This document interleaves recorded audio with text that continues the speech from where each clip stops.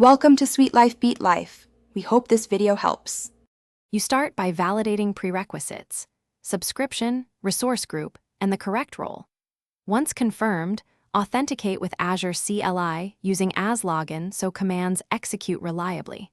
Then register or enable the Ultimate Defense Azure Latch APIs because the service needs role-based access to resources. Make sure you have the service principal credentials at hand.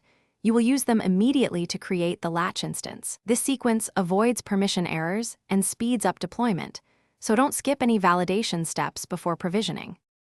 You now configure the Latch. Create a service principal and assign least privilege RBAC roles so the Latch has only needed access.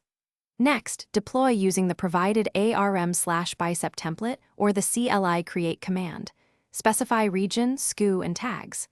Once deployed, attach a managed identity and configure network rules, VNet, NSG, and allowed IP ranges to limit exposure. Also enable logging to log analytics or Event Hub for visibility.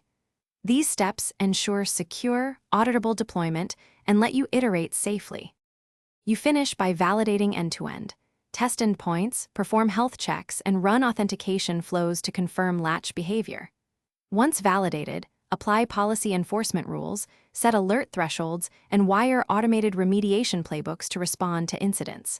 Make sure backups and configuration exports are scheduled so you can recover quickly.